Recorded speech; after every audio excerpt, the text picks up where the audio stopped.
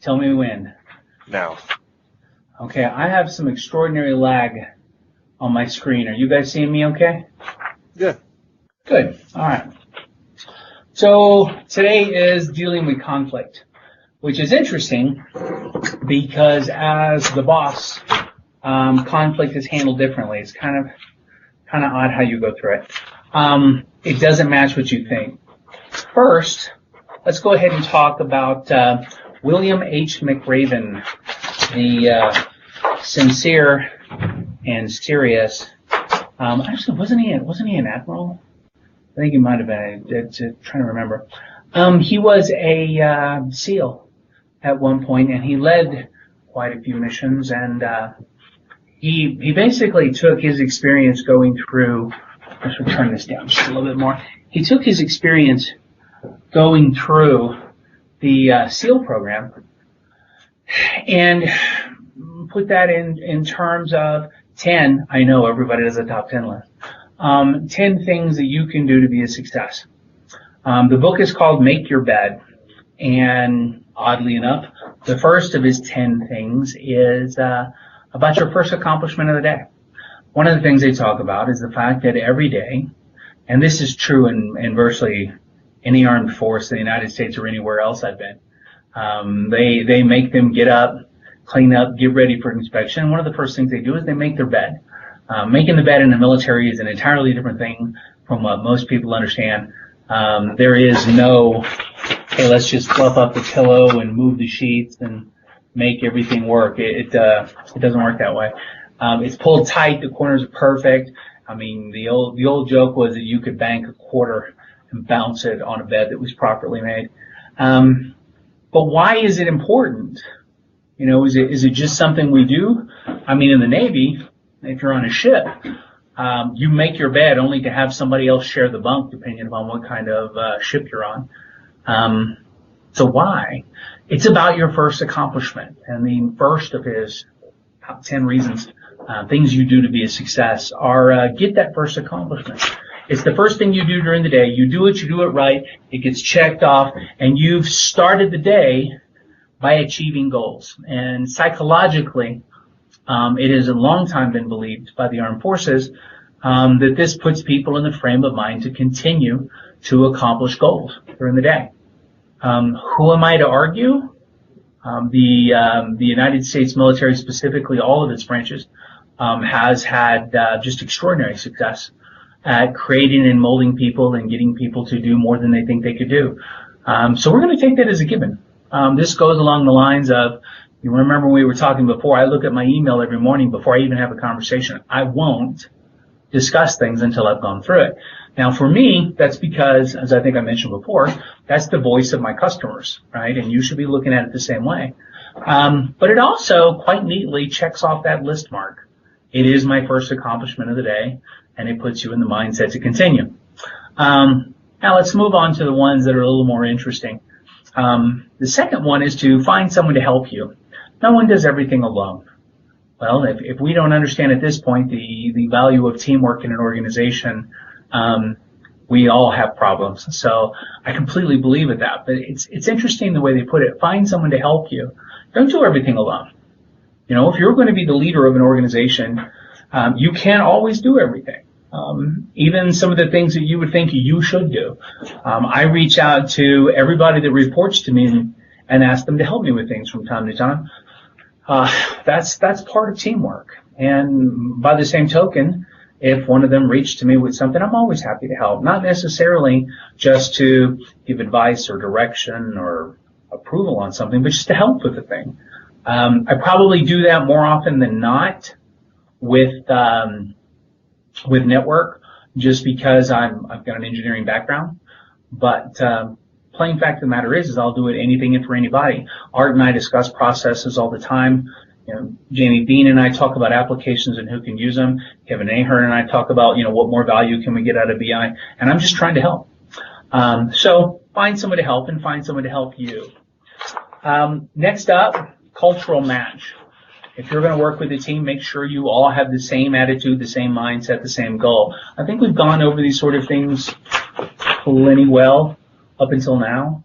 One thing I will say is that it was probably easier to demonstrate in these SEALs than it is in a day-to-day corporate environment. If there's a single bit of space between anyone and anyone else there, they can't move at the speed of trust. Things fall apart pretty quickly. We have a little more leeway in our environment, to say the least. Number 4, get over failure. It's funny the way he put this. I remember I watched his lectures as well as read the books.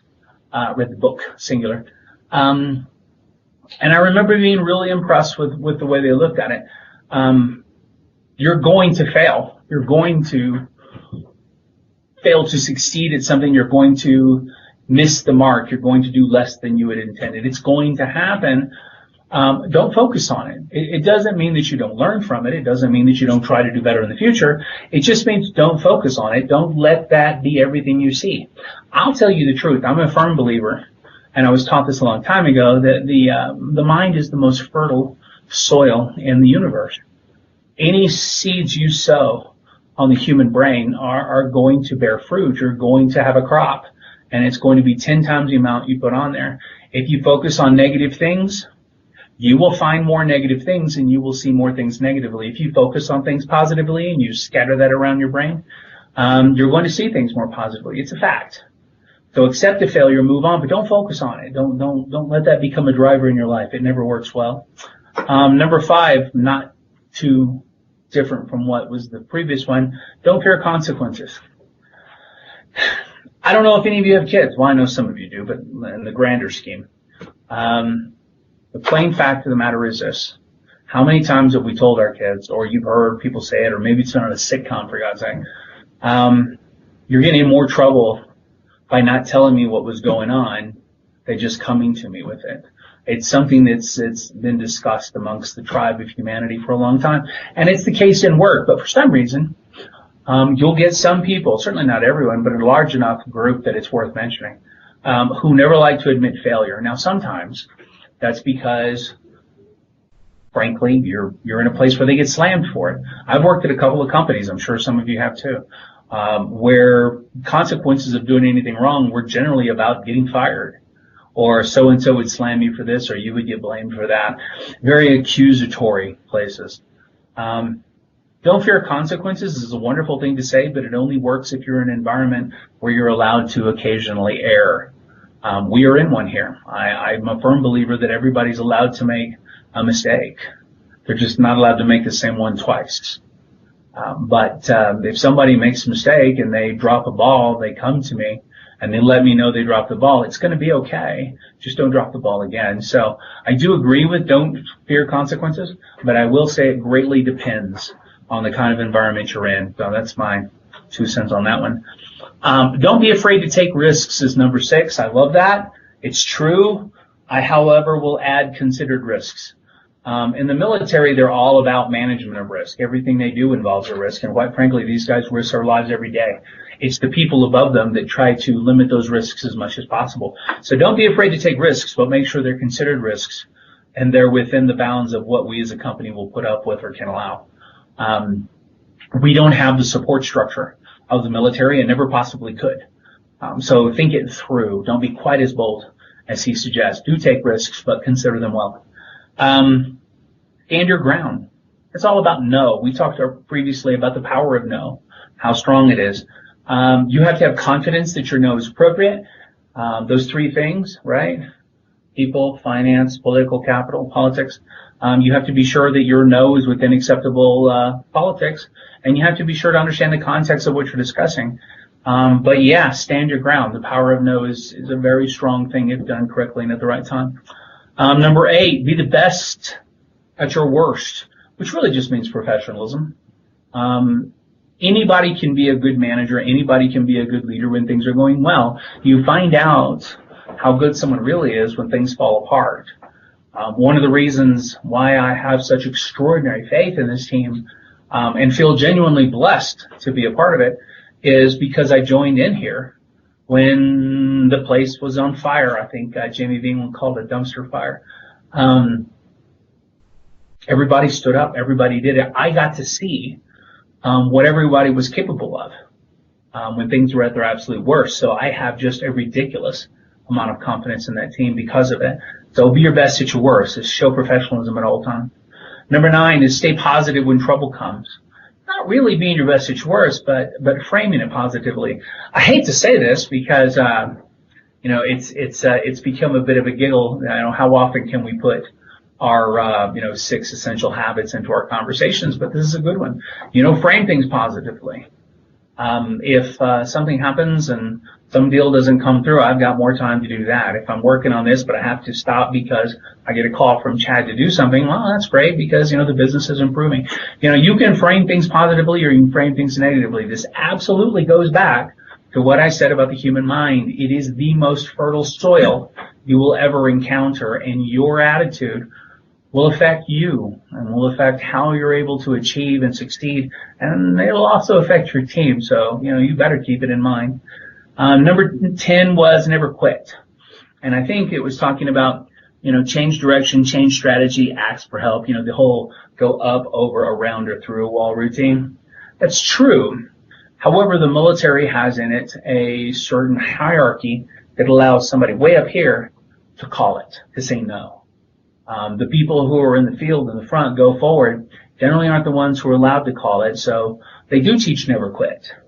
You, however, are not in the military, and you don't generally have somebody well and truly above you who will make that call it moment. You, as a leader, have to be able to call it. You have to know when the resources you're expending are not worth what you're trying to get done, and then you stop, reset, come back, discuss strategy, try again. So part of being a leadership is frankly the need to occasionally call it. But never quit. Yeah, I'll buy that 80% of the time. 20% of the time, you have to manage the costs of your shareholders and the finances that they have been kind enough to put in your hand. You've got to consider the resources on your team. Have they been going 150 miles an hour every day for 2 weeks? Call it. We can pick it up the next day. These are the kind of decisions I expect you to make. If you're ever not sure if you should never quit it or you should call it, that's when you reach out to your boss. Call me. I'll always make time for you. In all, I have to say Make Your Bed was a really good book. I enjoyed it a lot. I've got nothing but respect for McRaven, extraordinary human being, extraordinary American, and it's just a good read. It's worth reading if you can. If not, if you don't have the time, there is a wonderful link on YouTube of his graduation speech. Was it the University of Texas? I can't remember. Paul might know. But it's a graduation speech. Just look up commencement address. Yeah. McRaven. It was. Okay. Look up commencements and McRaven and you'll see it. It's not a terribly long speech, but to me, listening to the cadence, to the way he speaks, his sincerity and the strength of his convictions, it's worth listening to. Please do take the time. And if I know Paul, he'll find that link and put it over there in our chat because he's cool like that. All right. Now let's talk about disagreements. I want to talk up front, Wayne's Rule, right? As the boss of your team and your organization, your group, whatever the case may be, you unfortunately sometimes have the position of judge, jury, and executioner. So you cannot walk into disagreements or act as you normally would in your private life if you were hanging out with a couple of friends. I have a couple of dear friends that I've known for years that we get together, once a month or so. God, we've known each other forever, about as long as I've known Art. And we get together and we talk through, and occasionally we have disagreements. And, that's when you can tell someone you're full of this or you're full of that, or, what are you thinking? Are you mental? You can say those kind of things in your private life. You can't do it at work in general, but you really can't do it as the boss. You have to have very specific ways you handle disagreements. There are 2 types of disagreements. There are team disagreements. This is when a couple of folks on your team are banging heads or more even. Sometimes you find that situation where, much like the pecking order amongst chickens, you'll have 5 or 6 people against one. I mean, it's all of you have seen it. It can be quite extraordinary. Well, there's a way to deal with team disagreements. Then you have personal disagreements, or where someone on the team has a disagreement with you. Slightly different way of handling that. We're going to run through both of them really quick. But I guess I really want to make it plain. I really want to say it again. It's important. You got to understand. If some of this seems like, well, why am I going through all that? I'm a fair-minded person. You're thinking like you do outside of work. Stop it. You can't do that. You really can't. So let's go through what it takes and what happens with a team disagreement. Team disagreements are fun because you would think you know what's going on, but you don't. There's conversations amongst the people on your team that you frankly aren't privy to, and you have no idea this stuff is happening. I mean, you think you're pretty plugged in. You probably are pretty plugged in. You don't know every conversation everyone's having, and it's surprising how many things can set people off. So team disagreements, number one, this is a big deal. Welcome the disagreement. What does that mean? I'm glad you brought this to me. I'm happy to have the conversation. I mean, you've really got to kind of be that guy. Let me turn this up just a little bit. Pardon me, because the screen's going to shake. Yay! But welcoming the disagreement is proving that you're caring, and it's proving that you're invested in them. That's a big deal, you know? All it takes is just this much time on your part to let them know you're glad that they brought it to you, as awkward as that seems. The worst thing you can do is say, holy crap, can't you kids play nice? I'm in the middle of something, I've got this going on. I mean, occasionally I'll push that edge, but only with people I've known a long time. You know, I'll look up sometimes, I mean, Art comes in the room sometimes and I'll say, dear God, have good news. But that's almost just having fun with somebody I've known that long. The truth of the matter is if somebody brings you a real disagreement, you can't say, I'm in the middle of something. Your team and their cohesion and how they work is probably more important than what you're doing 99 times out of 100. So stop, welcome the disagreement, take the time to have it. Next up, distance,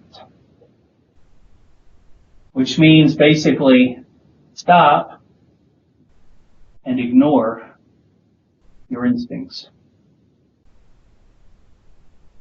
How many times does somebody come talking to you and you immediately make a first impression based off just the way they're talking and what they're saying? You already know, well, this is bad. I mean, they're full of nonsense, or God, they're off the hilt, or what set them up. See all these thoughts? They're human. They're coming in. Stop.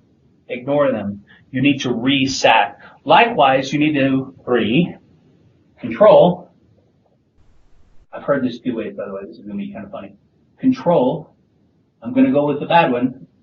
Your temper. I've heard control your emotions, but to be honest, sadness, concern, any of those other ones, no big deal. No one's going to pay attention. They may just think you're, really invested in the moment. But if you get mad, you've lost the person. If somebody's having a disagreement and they're having a disagreement with someone on the team and they're really visibly upset and they're upset enough to come to you and you look the least bit annoyed, you've lost them. You might have lost them forever. Now, it's possible there are people that come to you with things that, quite frankly, are childish. We'll get to that. But right now, you can't afford to show any temper whatsoever. In fact, I always suggest you do the 80-20 rule. Listen 80%. Talk 20. We all know this, I hope. But you'd be surprised how fast you forget it when people are arguing. When they bring you something, and you may have one person, you may have 4 people in your office. The urge to just solve the problem so you can get back to whatever you're doing is almost overwhelming. But you're the boss, you're judge, jury, and executioner, and you deserve, no matter how obvious it seems, they deserve to have a full hearing. Stop. Listen. Most importantly. 5, it's pretty obvious. Common ground. This is where you try to pull people together and say, come on, guys, you're all on the same team. You're all doing this, and everybody wants to do what's best. You're looking at it like this. You're looking at that. Go ahead and find common ground. It doesn't matter what's going to happen in the end. What matters is that you try to find the areas they agree. I will tell you this, though, and people disagree with me, be honest. If somebody's being a putz, which those of you who've worked for me a while understand Yiddish euphemisms at this point, if someone's being a bit of a jerk, You have to be able to be honest with them. You don't necessarily want to tell them they are, but you do need to be able to say, John, you're not listening to the team. Everybody back up and slow down a second. Mary, that was really personal what you just said. I need you to not repeat that. You do have to be able to give honest feedback, but you are not making a call, you're not making a decision, because what you say here is you promise, this is a big deal, to get back to them. Think it through. By the way, you're going to tell them by X, and then you're going to hit X. You are not going to miss this date. You can lose the respect of your teams pretty fast if you start ignoring things. Guaranteed. Write it down and believe it. But you don't want to make any decisions on the spot. You don't want to make any arguments on the spot. The truth of the matter is, even if you're 100% sure of the right thing to do or the right avenue, these people need time to process their feelings after what really was venting. And I'll tell you the truth. Them being heard out, 80-20 rule on this. 80% of the time, the problem goes away. They just wanted to be heard. They just wanted so-and-so to listen and so-and-so to listen. And if you manage the disagreement appropriately, they listened, and they listened, and 80% of the time it goes away. 20% of the time it doesn't. Now what I found is if you come back and say, guys, let's get together, just like I said we would, we're going to get together and talk about this, it's really fascinating what you'll see. Sometimes the person was upset goes, you know what? We don't need to.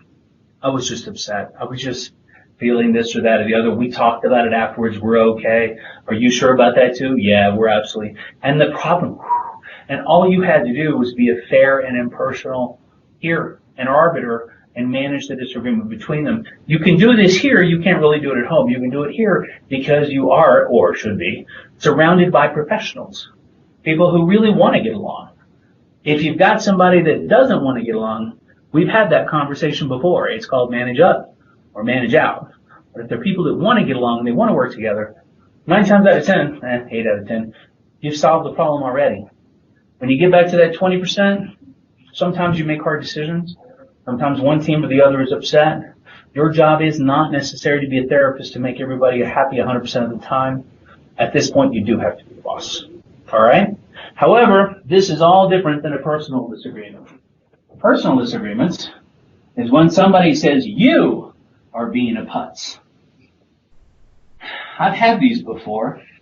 They're not a lot of fun because you walk a very delicate line. You don't really want to lose the person. You don't want to lose their respect. You don't want to lose them on your team.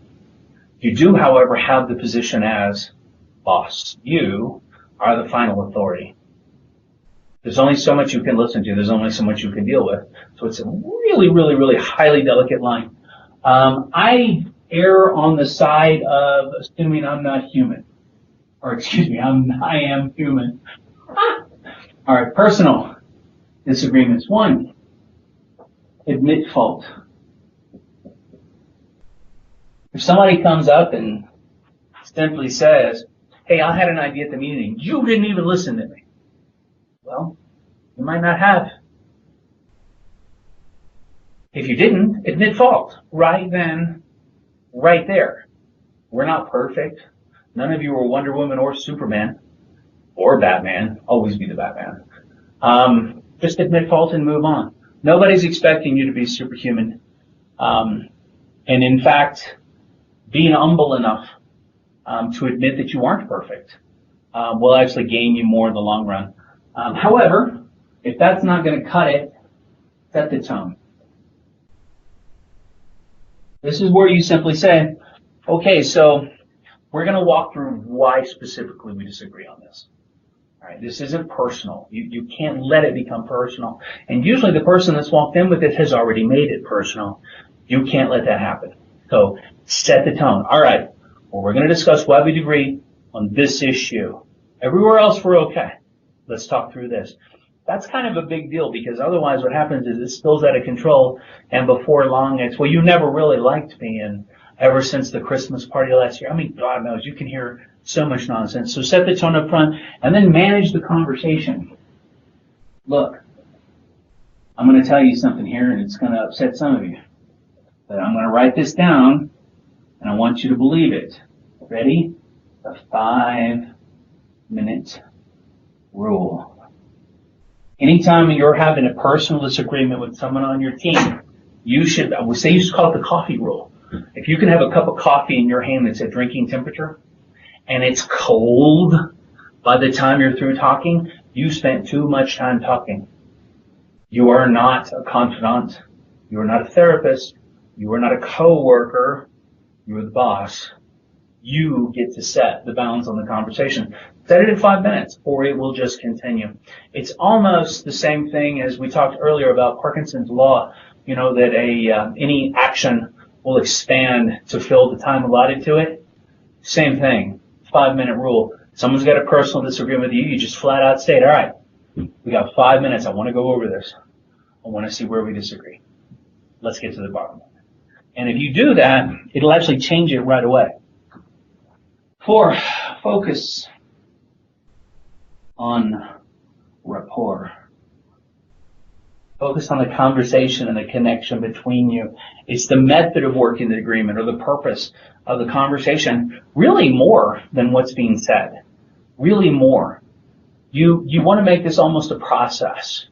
You're going to tell me this, and then I'm going to sit and I'm going to listen and we're going to talk and we're going to share back and forth. Now there is a point where if you're trying to get to this and they're still angry, they're still upset, strategic retreat. You're not backing up and saying they're right. You just need to recognize as the boss that they may be overly emotionally invested at that moment. If they can't calm down, what you have to say is, look, I want to be careful on this. Pay attention. Look, I think this probably deserves more time than we can give it right now. Let's meet at 10:30. We'll talk to it then. Whatever you do, don't say, hey, you're a space cadet. Let's meet later after you've calmed down. Because in the history of calming down, no one has ever calmed down by being told to calm down. What you need is time. So if they aren't in a place where they can talk rationally, strategic retreat. You know what? I think this deserves more time than we're giving it right now. I'll put you on my calendar for 10:30. Can you make it? Let them know that you're taking them serious. You're going to give them what they need. You're going to hear them out. But what you're really doing is giving them a breather. And those of you who have been with me long enough have at one point or another heard me say, you've probably got something. This is probably worth talking through. Let me find a time on my calendar. I'll set it up. See if we can talk through it then, okay? And those of you who realize you've now been managed, deal with it. That's how you deal with it. That's what you have to do. You're really not going to be able to communicate if people are emotional at this point. And remember, if they're emotional, they can make you emotional. And you're the boss. You're the person that can fire them. You can't afford to let them make you emotional. All right, so strategic retreat. I'm going to scooch back up to the top. So that was 5. Let's go to 6. When you're talking to people, don't condemn if you think they're wrong. It's almost, again, a parenting thing. You focus on the behavior, not the kid. Same thing when you're managing people. It really doesn't matter. Focus on what happened, not necessarily on them. They're good people. They are, or they wouldn't be on your team. Or you've made a mistake, and we've had that discussion, right, up around. But they're good people. There's something wrong. So again, you've got them to focus on it, but you need to focus on it too. Don't condemn them, and just condemn the behavior. I'm going to do this one. It's kind of cool. Pause, then speak. You're smart. You're smart based on the fact who you are and what you do. The fact that you're a leader in an IT organization and a publicly funded company means you're probably more clever than the average bear. You're very smart. You know your team. You know what's going on. You know the workload, and you know your history with this person. Probably you know the answer the minute they say something. Do you think I should have done this? The word yes is in the back of your head, and you will immediately, because you are smart, go, yes. And that's a mistake. People need to feel like they're being heard. Pause, then consider. This is how you show empathy. even if you don't have it. I'm dead serious. Pause. When someone says, do you think he was right?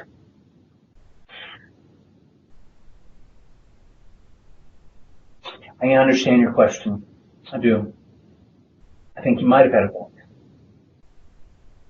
Is a whole lot different than, do you think he was right? Yes, I think he was right. I'll guarantee you. I can say the same thing both of those ways. If I pause, they at least feel like they've been listened to. If I just say, yes, I'm wrong, even if I'm right. I've heard this over and over again, and I've dealt with it myself. And I had people tell me, hey, Wayne, you're a pretty smart guy. Slow down. Listen. You guys need to do it too. And if someone's personally upset with you, it's frankly more important. Chances are most of what they're upset with you about is feeling like their voice wasn't heard. Well, if you're not pausing every time they talk and showing empathy and that you're listening, you're just making it worse. I guarantee you, you're just winding them up. So, pause, then talk. Once the subject has been fully examined, 8, praise, then perform.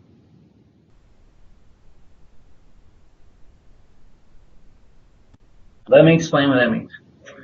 Do you have any idea how hard it was to come talk to you? You're the boss. You're the person that could fire them. Even if you don't fire them, you're the person that does their evaluations that's going to decide if they get a raise. You're the person that gives them the assignment. You could give them the cool one that they really enjoy, or you could give them absolute crap work that's going to make them hate every day they walk in. It was hard for them to come speak to you. If somebody thinks you've done something wrong and they walk in your office, I absolutely promise you their heart is in their throat. And the higher up you go, the worse it is. You walk in very big shoes. And with every level up, your shoes get bigger. And you can accidentally step on a lot of people's feelings. So, when it's all said and done, they told you everything, you've listened, you heard them out, and you're fixing to tell them how this is going to end because you are the boss. Start with praising. Start by saying, I want you to know I really appreciate how difficult this had to be for you to come bring this to me. I think it took a lot of consideration and honesty and a little bit of courage, and I want you to know that I really appreciate you for it. Thank you. I appreciate this kind of feedback. It makes me a better person. I appreciate you. Now, to the points you raised. Now, at this point, you're either going to say, you're right, or you're going to say, no, or you're going to say, I had a reason and it's because of X, or you're going to say, I have a reason, this is my direction, which is basically, business speech for I have a reason and it's none of your damn business. You're going to have to go with one of these, whichever one it is and whichever way this ends. And it might end, by the way, with a reprimand. It might end with termination. There's a lot of things that can happen here. But no matter what, praise. Because it was really, really hard for them to come into your office. If it wasn't hard for them to come in your office, they don't know who you are, and they don't understand the difference between you, and they probably don't understand the ramifications of what they've done, up or out. But for most people, it was pretty tough. All right? So, 9, because of this, thank them. 10, D, rule 1, if you were wrong. If they were wrong, this performance here is where you're telling them they were wrong. Or that they can't have the shiny toy, or that they can't have the promotion, or whatever the case may be that got them so upset. You've done the negative here, if in fact it's negative. But if it was you, after you praised them, if you didn't perform, then you thank them. C rule 1. What was C rule 1? Admit fault. It was you. You blew it. You weren't listening. You weren't doing something right. You don't have to look at somebody when they've come to you with this and you were wrong and say, you know what? I'm really sorry. Mea culpa. I'm going to put on sackcloth and ashes and I'm going to throw myself on my sword. Completely and utterly not required. But you can say, you're right. I should have listened more.